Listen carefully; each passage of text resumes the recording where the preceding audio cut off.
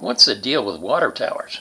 Man, I'll tell you what, you know, you never think about water towers, or at least I don't.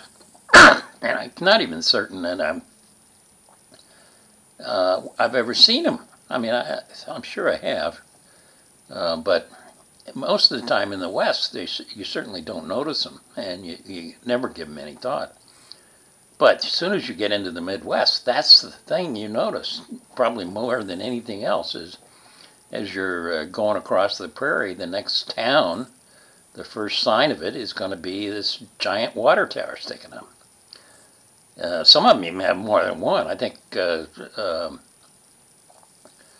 we had one that had Garden City, Kansas, I think, had 4 of them, one in each quadrant of the city. So I get to thinking, you know, I mean, what do they do? I mean, I suppose it's pretty simple in one respect. They provide gravity, which provides pressure in the water system. But I just wonder why they're so prevalent in the Midwest and so unnoticeable everywhere else. Now, part of it might be the obvious solution that other towns have topography that has some elevation, and maybe they can put the towers on the side of a hill or on top of the hill rather than having to build a structure. Because the one thing about the prairies that makes it the prairies is it's flat. So anyway, I'm thinking about water towers. And then I'm thinking about, well, okay, maybe it's these are towns that were established long before you had a reliable municipal power system, and so you couldn't do water pressure with pumps. Because there simply wasn't anything to power the pumps, where most Western communities, you know, at least established their significant growth spurts after the rise of fairly prevalent and reliable municipal systems. But that's probably not it. It's probably just as prosaic as the fact that it's flat. But anyway, I'm driving along. I'm also thinking about well, you know, back in the days before they had reliable power, how in the world did you get the water pumped up to the tank? I mean, that's got to be a huge amount of effort. And then I'm thinking, well, I suppose if you got it started, you could probably work out some kind of siphoning system that would allow air pressure to move the water up to whatever level you wanted it to be moved, as long as it wasn't of too significant a height. I'm not quite sure how that works. I suppose the difference is once you get a suction going in a siphon system, the height that it could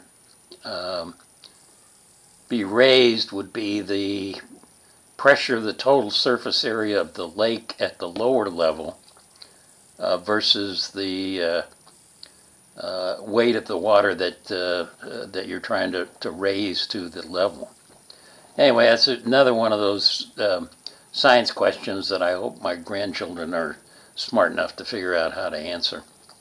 Anyway, I made it to Kansas City today. I had a great ride. It was a short ride, but very interesting, and I've been very fortunate with the weather. The weather has been phenomenal. It's been low humidity and the temperatures in the 80s, so it's been absolutely marvelous riding.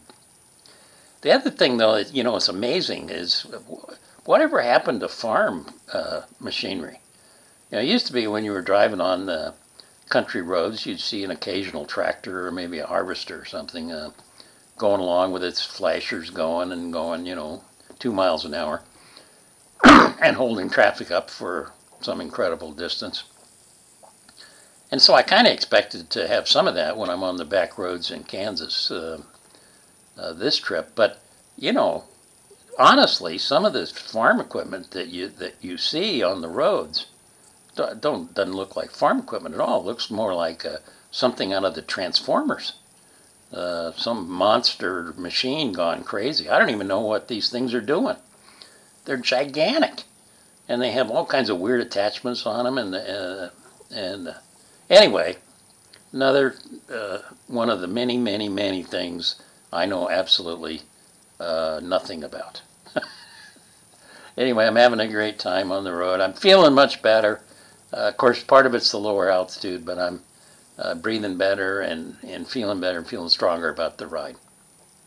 Tomorrow's the 4th of July. I'm going to kind of take a day off and kind of rest up and hang around, see some relatives in Kansas City, and then back on the bike and probably down to South Missouri.